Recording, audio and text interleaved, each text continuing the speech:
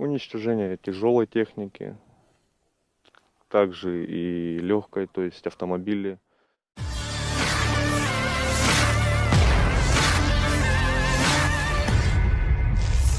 Awak UAV dari kelompok pasukan selatan Rusia terekam menghancurkan benteng dan tenaga angkatan bersenjata Ukraina di arah Kurakovske.